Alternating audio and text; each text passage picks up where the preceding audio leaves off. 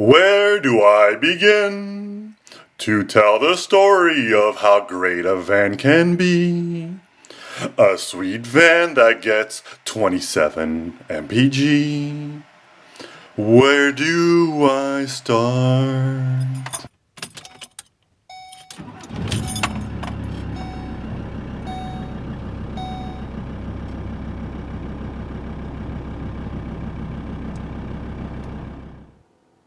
I've spent the better part of the last couple months TDI swapping my Eurovan.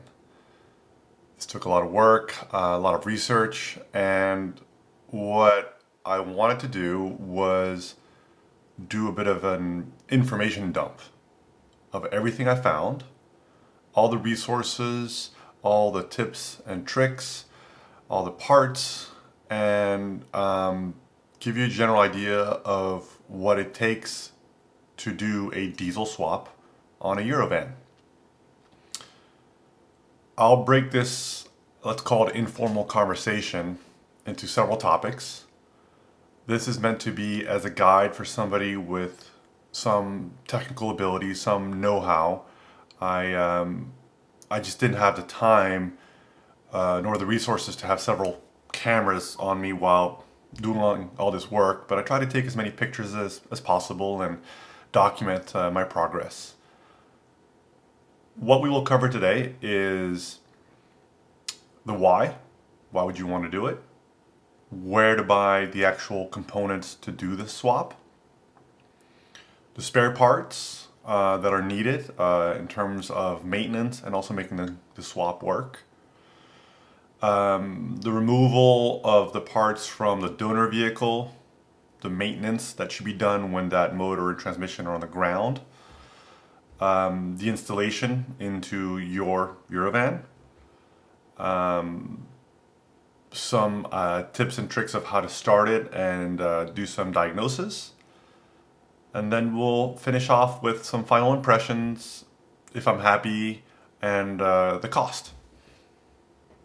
So let's dive right into it. Why would you want to swap your Eurovan?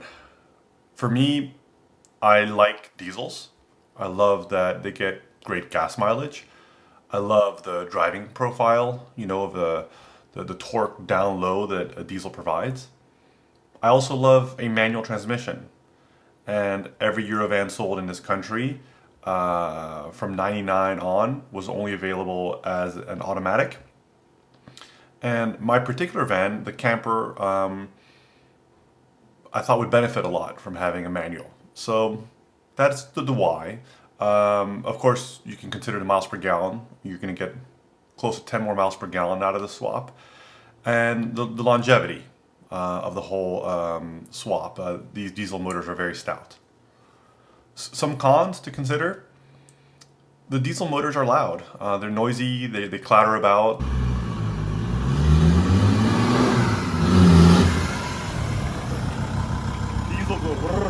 They're not as refined. The VR6 is just silky smooth. It's a lovely motor.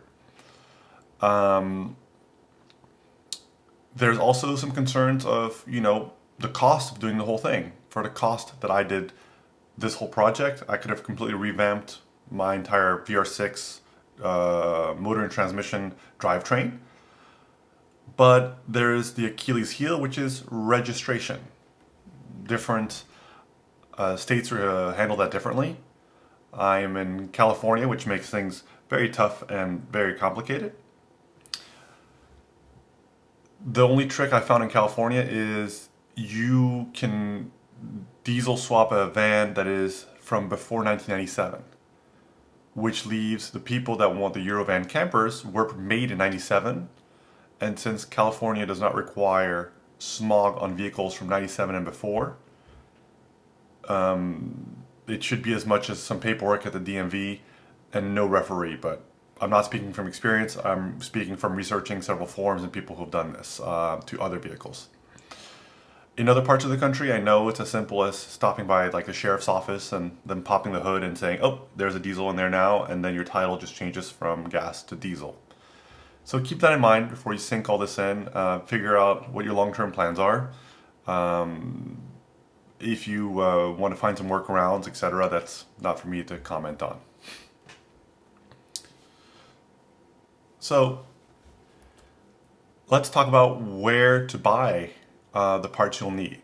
The specific swap I have done and that I'm covering is taking the motor from a European T4, which is what we call the Eurovan here. In Europe, it's called a T4, and swapping it into your American spec van. From what I know, only 2 people import these as complete front clips, which makes the whole swap a lot easier. You have Rob McGill, I'll put his Instagram in here, and as well as Thomas from Quality German. One is up in Canada, Rob is in Canada, Thomas is down in Southern California. They both will sell you the entire front clip, which gives you virtually every part you need to swap into your van. I opted to buy my swap from Thomas because I was able to just drive down with a trailer and pick it up. Some things to note. I went in this not knowing a whole lot, but I did not have a huge selection. I personally bought a 2000 short nose Syncro diesel with 102 horsepower, which has an ACV engine code. I would recommend the 102 horsepower. It's the most common. It's very stout. You're not going to find a 150 horsepower version very easily in the United States. If you do, more power to you. I would avoid the 90 horsepower. It's, might as well. The price difference should be so small that it wouldn't be worth going for the 90. The 102 comes in different variants. I got mine with an intercooler. I believe some came with or without intercoolers to sit right on top of the intake. I could be wrong. Somebody said that only the 102s came with it, but keep an eye out. I'd recommend an intercooler. There is, of course, the short nose versus long nose. I bought a short nose van because that's the only one they had available, but my van and every Eurovan after 97 in this country is long nose. You won't have much problems converting that. There's just a couple hoses, the cowl for the intercooler, and a little bracket that needs to change between that. So I wouldn't shy away from buying a short nose donor if you have a long nose van. Other things to consider, there's a wiring harness difference, I believe in 99 to 2000. I bought a 2000 van, but my van is a 99, which meant there was some incompatibilities in the fuse box. Nothing bad.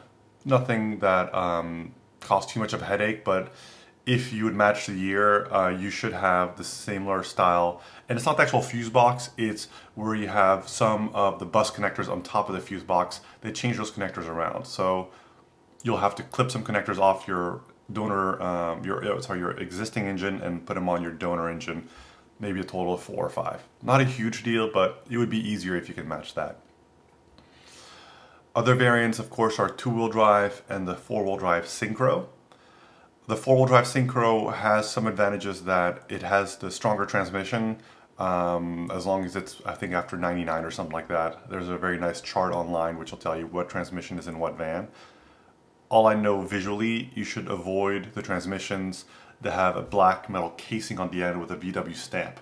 Those are the older, weaker transmissions. I believe anything 98, 99 above should have the cast transmission end cap. Again, that's some short amount of Googling will help you out with that. The good thing about the Syncro is that you don't have to install the 4-wheel drive right away. So I have put over 1,000 miles on my van in front-wheel drive, and I plan to keep it that way for the foreseeable future until I have to go to snowy places more often than I do now. It will be a drop in gas mileage.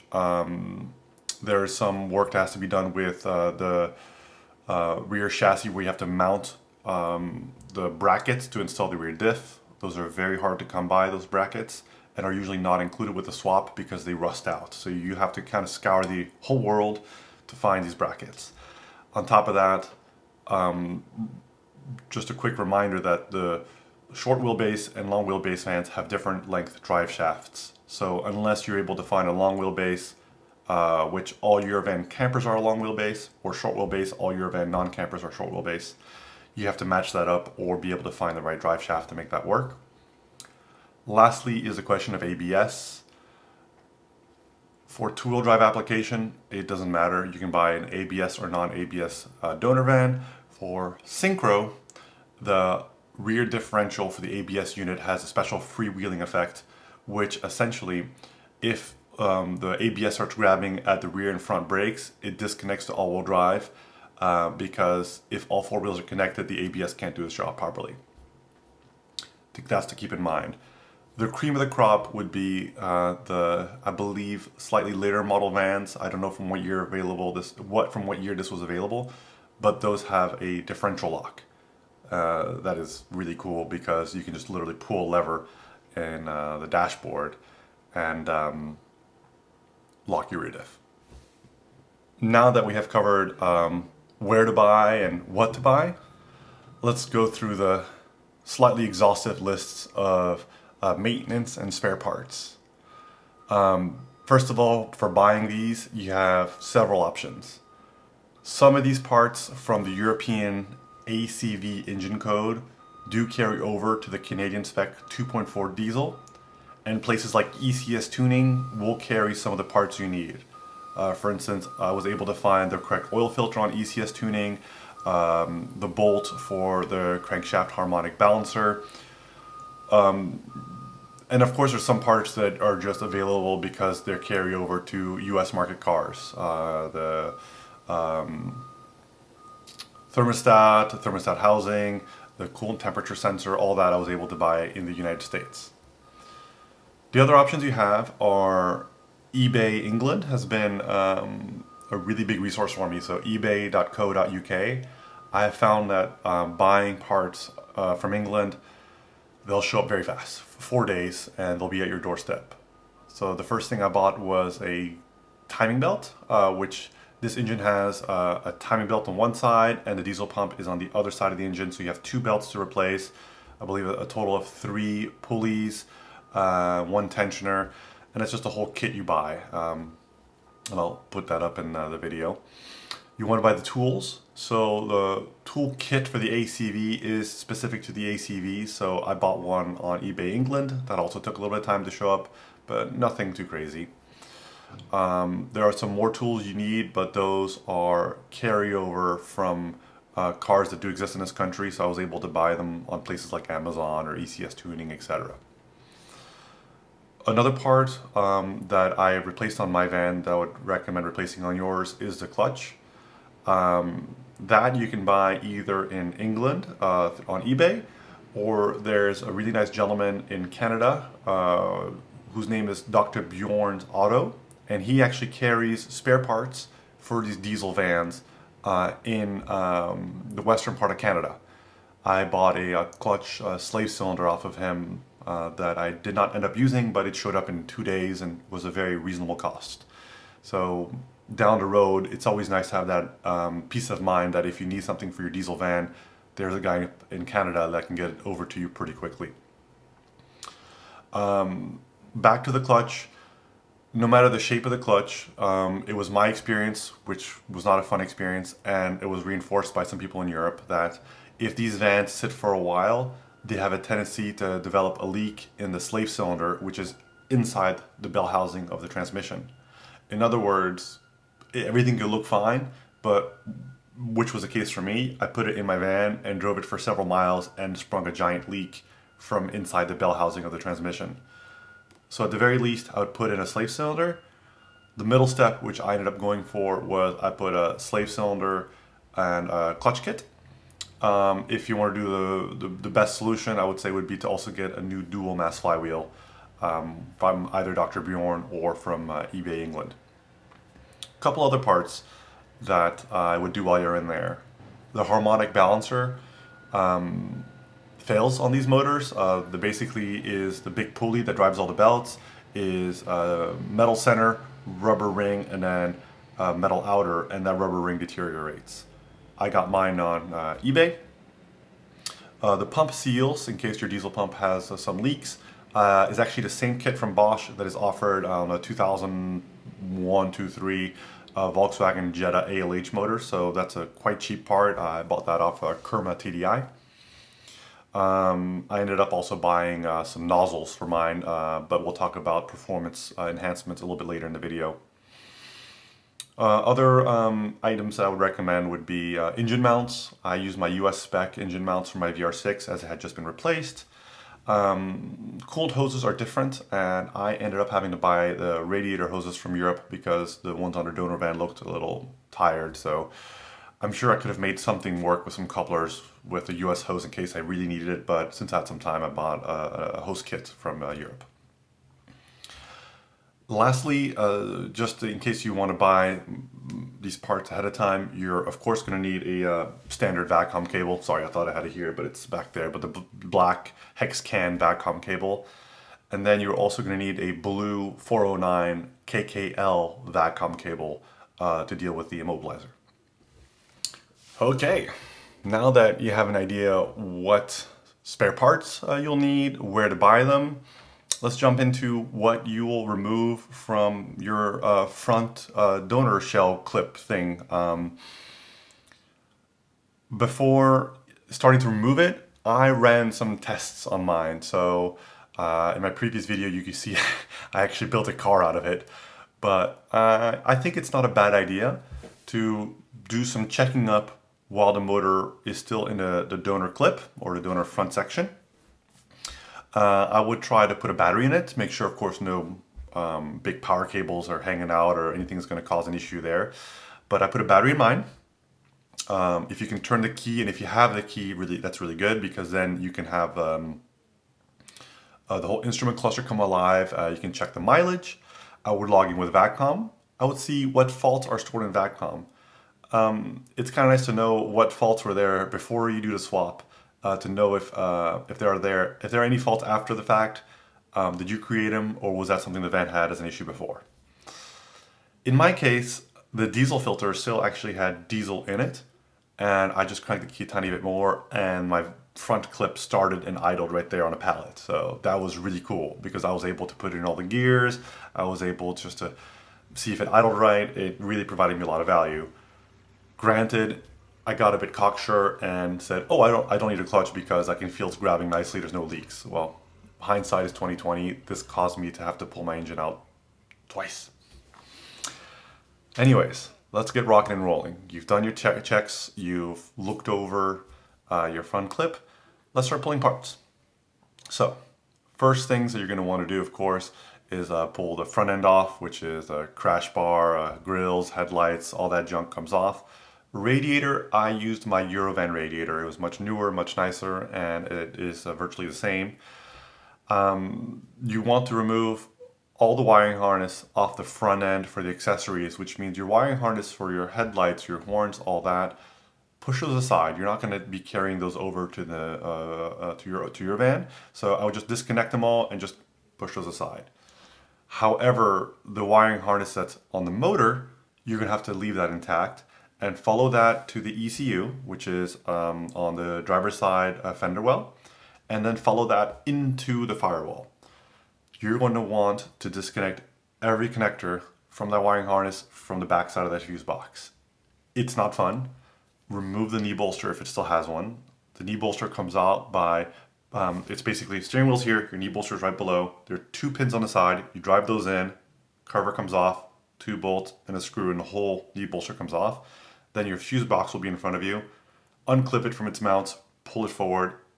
There's a release tab on the side, which allows you to put all the connectors out. There are millions of connectors. It wasn't fun, but at the end, I think about 18 connectors end up having to be disconnected for the engine harness to free itself. You take all those connectors that are in the cabin through the hole in the firewall and just drape them over the motor. You want, of course, next step is grab the pedal box. The pedal box of all diesels will have a electronic throttle. Even if your van has an electronic throttle already, carry the whole pedal box over because I do believe they're different. And of course you're going to want that because it has the clutch pedal and the clutch slave cylinder, and it has its own wiring harness to integrate this into your Eurovan. Once you get that out, it's not a bad idea yet to do the shifter. Get all that bolted out and taken out. The donor van, your diesel lines, if they weren't cut, great, keep them, because the diesel lines go from the pump to the fuel filter, well, diesel filter. Those are usually not cut. The ones that are usually cut are the ones from the diesel filter to the tank. If yours have been cut, which a lot of times they have, you can use your gasser ones. I can't speak to longevity. Mine have been working fine, but it'd be nicer to have those diesel ones. Take those axles out. You're going to want to have them aside. If you bought a non-ABS donor, well, then you can't use the axles, because all Eurovans, I believe, have ABS from 99 on. So the CV axles won't have the rings, the tone rings for the ABS sensors to read. Of course, grab your ECU, take your intercooler, all the hoses. I did not transfer over the instrument cluster from the donor van to my van for two reasons. One, my cluster in my van is green backlit, and because it's a 99, the donor was a 2000, so it was blue backlit, so it would look a little janky. There's a wiring harness difference between the two clusters. I would lose my mileage unless I try to reprogram the newer cluster, and there was not a whole lot of benefit. Only thing that I lose by not having transferred clusters over is my red line for the RPMs are higher than it's supposed to be on the cluster. I still shift where I'm supposed to, and I don't have a glow plug light. If you have a more modern van, or if it matches, then I would consider doing it. But keep in mind, there is the immobilizer built into the cluster that you're going to have to deal with if you decide to carry over the cluster. One of the big things to remove once you have the engine and transmission out from your donor are the power steering lines from the steering rack forward. Those two lines are different, and you definitely don't want to forget them, because they're last out, first in. That's like the first thing you're going to want to install in your Eurovan. Lastly, AC lines, if your donor has AC. If your donor does not have air conditioning, all the air conditioning components carry over from the early US spec five-cylinder diesel, five-cylinder gasser van that is available here in America. So I was able to score the brackets for my compressor. I got a brand new compressor from Rock Auto. You'll need to get the lines, which I still am looking for myself, from the five-cylinder, and then you can make a non-air conditioning diesel have air conditioning in your donor Eurovan. Lastly, if your van is Syncro, I do plan on making a video at some point about all the specifics of the Syncro swap. You're going to want the rear diff, you're going to want the drive shaft, the axle shafts, the brackets that hold the drive shaft in, and then the unobtainium brackets that hold the rear diff in, plus a bunch of little things here and there. Again, I'll try to do something a little bit more in detail about those. With the donor parts on the ground, it's time to start doing some prep work. The first thing I did was pressure wash the whole deal. It was very greasy, it was not clean, so I just pressure washed it. I would heavily recommend doing the timing belt and water pump with the engine on the ground. It's not very hard to do with it on the ground. I can imagine it'd be much harder to do it in the van. Do know that the crank bolt for the harmonic balancer is super tight. You're going to want the whole counter holding tool from the timing belt kit, and maybe a really strong impact or a huge breaker bar, but I had a mixture of everything. Even had a buddy of mine like sit on the motor to keep it from moving as I was trying to loosen this bolt. Great time to do your clutch. For the two-wheel drive vans, it is possible to do the clutch in situ once it's installed. On the all-wheel drive ones, I guess it is also technically possible, but the transmission, of course, has the transfer case angle drive bit, and you'd have to remove that in situ, and that would just be a pain. So much easier to do the clutch when everything's out of the van. I would also replace your motor mounts once everything's out, much easier to access them. And then maybe repair any CV axles that you may want to use. Quick tip on the CV axles, Eurovan diesel manual uses the same CV axles on both sides, which is the same as the US spec automatic passenger VR6 axle. So in my van, I have two 1999 VR6 automatic passenger axles to do both sides. So you can get those at AutoZone for $100 with lifetime warranty in case yours are bad or whatever. Or if you have one good one from your donor, just buy another one at AutoZone or O'Reilly's or wherever you like. Once you kind of have everything prepped, cleaned, I also did a new coolant temp sensor. I put the green one in. I did a new thermostat while everything was out. I put new hoses on. I just kind of tidied up the motor while I was out. It wouldn't be a bad idea to take the valve cover off and inspect the camshaft. Some diesels are prone to lobe wear. I don't have a picture of that, but it wouldn't be a bad idea to do it, but you can do that while it's in the van as well. Just something to check. Next step is you remove all the stuff from your Eurovan. Again, I'm not going to go into crazy detail, but you remove the VR6, the transmission, all the wiring harness, you unplug it from the back of the fuse box, you put it through the firewall, you drape it over the motor. Same thing though for the accessory harness, which does the headlights and the blinkers and the horn. You just move that one aside, you leave it connected.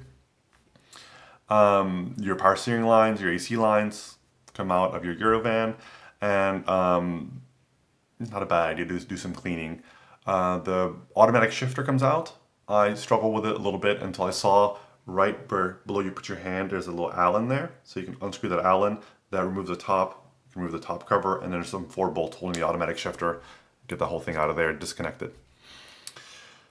That pretty much sums up what you have to take out of your Eurovan. Of course, CV axles. I would take both out, even if you're going to keep your passenger, just to have more room to sneak the transmission in there, or else that axle might kind of bind up and be annoying. So I removed both my axles and then ended up reinstalling one that was already in it. Drum roll, please. It's time for installation. Take some Brave juice, water, whatever you like, and get cranking on putting everything in. To give you an idea, it took me 2 hours to remove my VR6. It came out super easy, or maybe 3 hours. Removing the diesel also pretty quick. Installing everything took a bit longer for several reasons. Of course, you want to go in and install those power steering lines, which are a little finicky, especially if you forget to do them first. I did them after putting my motor in, and it was a nightmare to get them oriented. But the biggest problem about putting a diesel in your Eurovan hole is it's really wide, so you can't go straight in because your motor mount brackets kind of have these cup shapes, so you can't just go straight in from the front. You kind of have to go in from the bottom, but because the manual transmission kind of has a hump, you can't go in from the bottom because that hump will touch the subframe. So I ended up holding the top with a cherry picker. The problem is that will end up hitting the hood if you try to go too deep with it. So I put a pallet underneath the engine and then use a little bit of a hand jack and just some small stuff to finally get this motor in. And I kind of went in transmission side first, got the engine mount started there, lifted the hump over the subframe, got the other side. It was a faff. Much better to do it with 2 people. You don't really need a lift. It'd be nicer, but a cherry picker, a bunch of hand tools, and some chains and stuff, you'd be able to figure it out pretty well. Once the power steering line's in, put the motor and transmission in, put the lower mount in. Keep the lower mount from the diesel. I know on the Syncros are different than on the VR6, so carry that over. Put your axles in, shifter in, your fuel lines. Since I didn't have the fuel lines that went from the filter to the gas tank, I reused my gas ones and I just extended them with a little piece of stainless steel line. You can put the fuel filter, there's actually a panel that's riveted in your Eurovan that you can just drill out the rivets, and there's a hole where it can just slide right in. You can start buttoning up the front of your van, put all the coolant hoses in, get that wiring harness back through to the firewall, behind the firewall area. Remove the knee bolster of your van, of course, to get access to all that. Cry a bit. It's daunting. It's really hard to get your fingers and see in there, but I got through it. Just I had a headlamp, which really helped kind of see all the wires. I had some pretty good diagrams. Do know that out of the 18 connectors, I think 4 or 5 I never found a home for in my van. One was for the immobilizer. I think the European vans have a switch on the hood, and a couple of small things that just I haven't been able to find why they happen to have it at home, but the van works fine without them so far. You will need to do something about your fuel pump in the gas tank. I left my fuel pump in there to suck all the gasoline out, and then I put some diesel in. I sucked that out by just jumping the wires going to the fuel pump. Now would be a great idea once the engine transmission's in and you kind of have the front end somewhat together. Go ahead and drop the gas tank. It's not too hard to do. It's 3 big metal straps below the gas tank, and you can drop the gas tank enough to get your hands above it to remove the fuel lines and remove the connector. I would then recommend buying a in-tank setup from Europe, which does not have a pump. It's all gravity feed. Putting it in there. And also what you need to do is modify the fuel port, filler port, whatever you want to call it, from your American spec van, because diesel nozzles at the pump are actually larger size and won't fit. So to do this, once the tank is out of the van, there's a metal ring right at the filler. You can unclip that, and then the plastic reducer just comes out and you just chop it to whatever size you want. So I just chop mine, clean it up, put it back in, put the big metal ring. And that's a metal ring you see when you open up your gas cap. If you want to, there's another little trick where you can remove a little spring from above the filler neck to do the ventectomy. I'll do another video about that, but that will allow you to put another 2 gallons of diesel in your tank, more than factory will allow. Once you have all that together, put your tank back in, your lines back on, and put some diesel in it. At this point, it would be really good to bleed out the air from the diesel. And so since the diesel basically just sucks pump from the engine all the way from the tank, what you can do is you can disconnect the return line that comes from the pump back to the fuel filter. I believe that's the blue one. Black is supply and blue is return. And I just took a big syringe and sucked everything out until I got clean diesel. And then I knew that would suck the diesel all the way from the tank into the filter, all the way from the filter into the pump, all the way from the pump to my big blue syringe thing I have. Once that was done, I reconnected the fuel filter. At this point, it's not a bad idea to put a battery in it and put the key on and see how many million warning lights you have. I would try to see if you can get VACCOM to connect again. My van, I had to jump a little wire to get VACCOM to connect, but that's because I had that fuse box difference. Once VACCOM connects, that's already in pretty good shape. You're gonna have to deal with the immobilizer. The immobilizer is present on every European van from the mid-90s on, so the chance of whatever you're gonna buy is gonna have an immobilizer on it. Eurovans, I believe, started having immobilizers in 2000 and after. My van was 99, so it didn't have it. Granted, I still had to do something about the immobilizer in the ECU because it was not letting the van start. It'll start for a millisecond and die. And that's how you know. You can double check it by going into VACCOM, engine, fault codes, and you'll see engine start disabled by immobilizer. There are several ways around this. If your van already has an immobilizer set up, meaning that it's from after 2000, you can actually kind of harmonize all of it so it all talks. You can carry over the key from the donor van and the cluster from the donor van and wire it all together so it basically thinks it's the same van. That also works, but then your key will not match the ignition.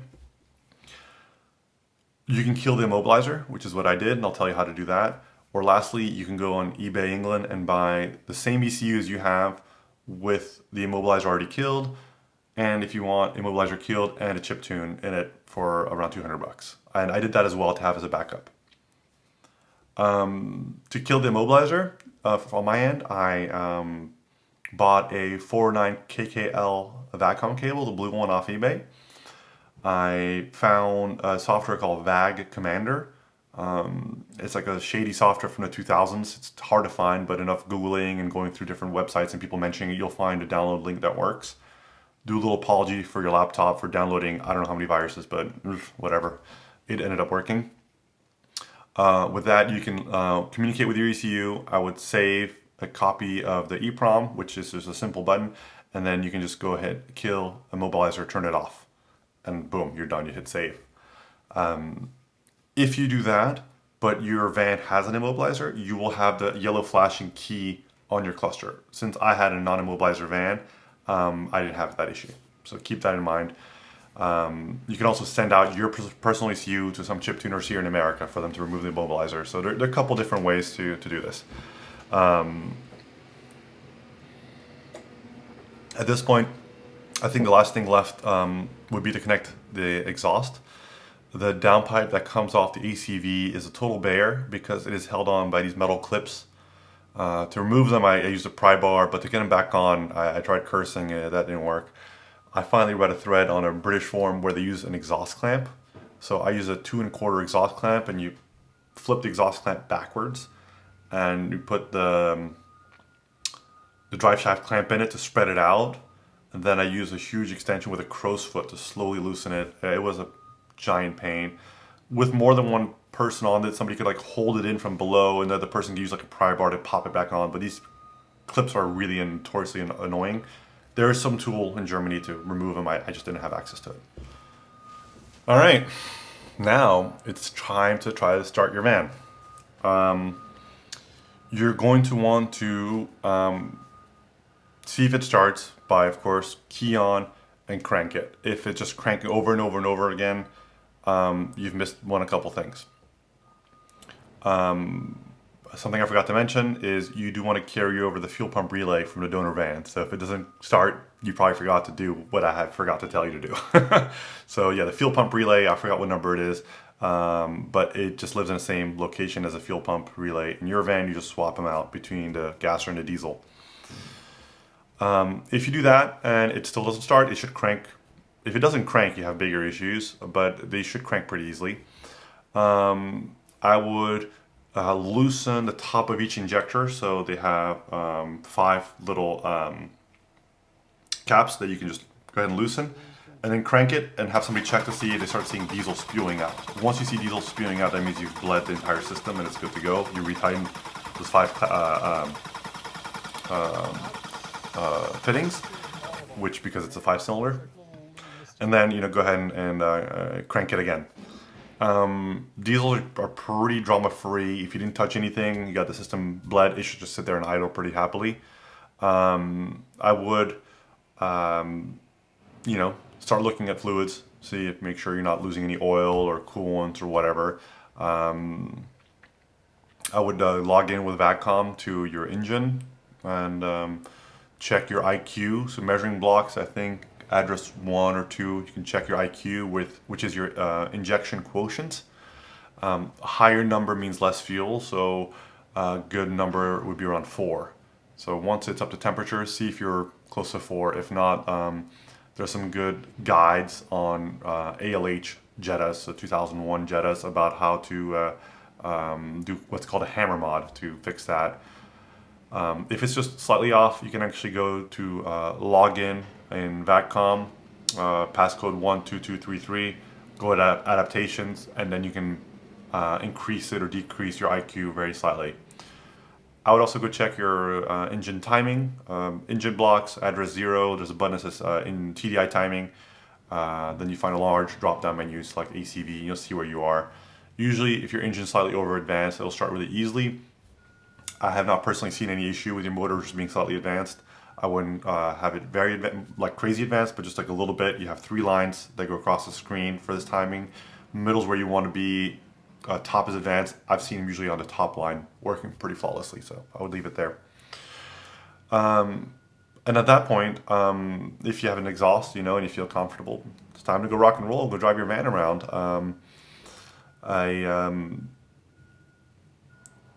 You're going to notice, of course, that the power comes on a little differently, depending if you have an ACV or maybe a later model with a different turbo.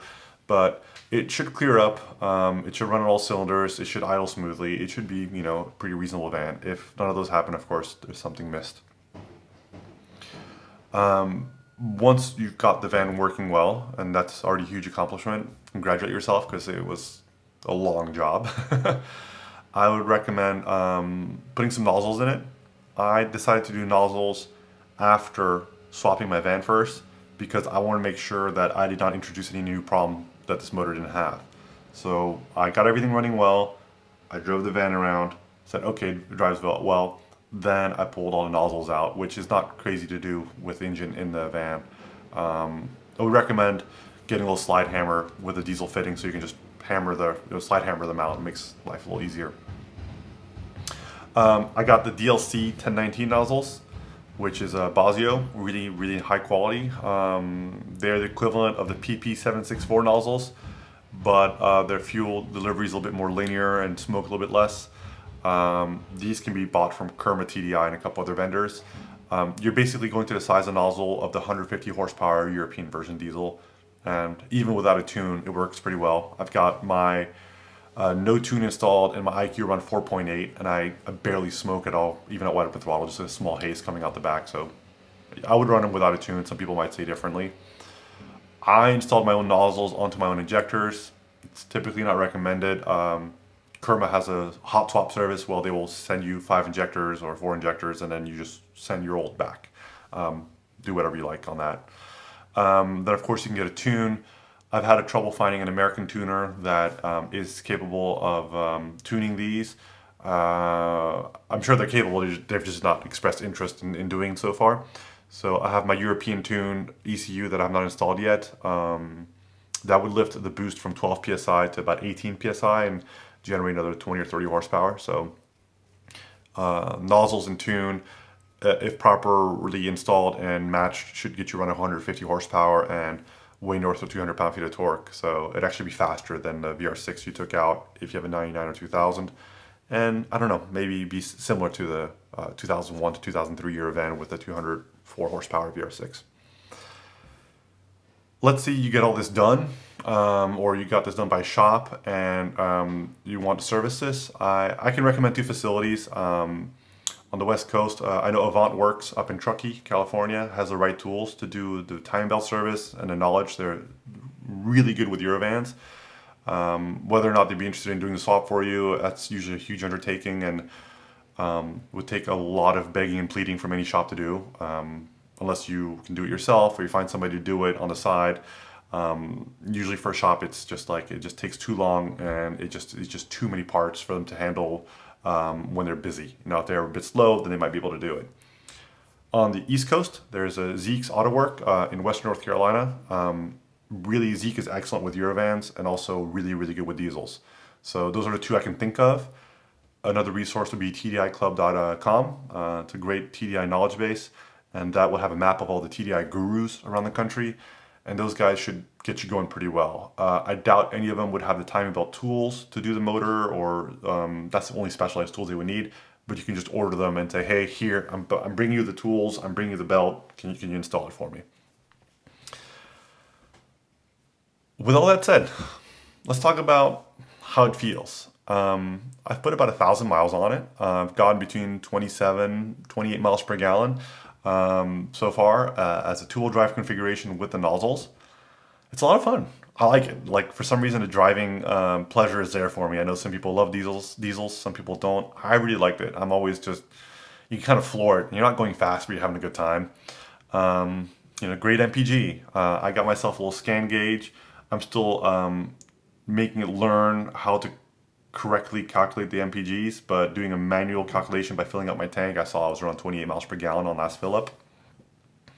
I like the fact that I can tow with it. Like, I mean, I'm not going to exceed whatever the law says, but like, I know I can tow whatever the law says my van's capable of doing, or the tow package is capable of doing across the Sierras, and not have to worry about an automatic transmission failing or anything. The diesel will just truck right along.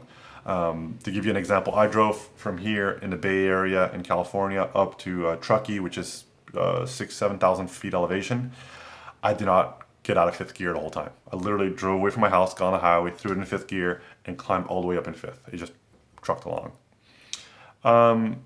And overall for me, yeah, it's less worry. I just know that a good sorted diesel will just kind of last forever. And I know that because I did all this work, I kind of put my hand on all the components. Like I touched everything, I saw everything, and unless there's something I missed, like there's no, oh my goodness, this is just going to blow up and leave me stranded. Yeah, at some point the diesel pump might need some, a seal replaced or something, but I should see that coming. Or the turbo might get a little bit louder and one day I'll need to get it rebuilt. But yeah, it just feels like the TDI is so stout. I mean, these transporter vans in Europe are their workhorses. They don't really have pickup trucks in Europe. They use these vans to transport things. So they're super robust, way over engineered, just strong things. And that's, what I like to have in my camper van so I can go drive to, I don't know, Mexico with it and back. Let's talk about costs. So the donor, depending where you get it, how many miles are on it, expect to pay between $5,000 and maybe $8,000 for the whole front clip. And that kind of depends, of course, if you need to add transportation costs. I was able to go pick mine up. And lastly, I think I probably sank $3,000 to $4,000 just in parts.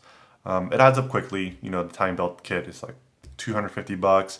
My ECS tuning order, I think, was like $600 or $700. My clutch was another like $400 or $500. Like it just adds up quickly. But to me, it's just like I've made this like really, really nice. I do think that in terms of value, these diesel swap vans are going to be worth a lot more than their gas or counterparts. I don't know if it's worth doing it to a nice low mileage like Eurovan Camper, because those are worth like 50 grand. But if you're at like 180,000 miles, your transmission has either gone out or you're worried about it, you haven't done timing chains or you're worried about it, and you're like, well, what do I want to do? It's always a solid option to rebuild your trans and put chains in and do all that because, it's just always going to work properly and be easier to find. But think about it, if you do swap to diesel, your van might get close to 50% more resale value than before. So, and especially Syncro. I have heard a story of a Eurovan manual diesel Syncros selling for, I don't know, 80 grand or something crazy like that. So yeah, even though it was a lot of money to put in, a lot of value coming out. I know I have a super fun van for many, many years that I really love driving, and that is just going to keep being rewarding. And for me, I'm going to end up selling both. My motor was in good shape and my transmission had been rebuilt at some point, so I'm going to get some money back out of there. So it kind of helps out with the equation. Hey, hope you enjoyed it. I'll try to make some follow-up videos. Again, this was just an informational download of everything I've learned and everything that I experienced while doing the swap, and I really hope it was helpful to you.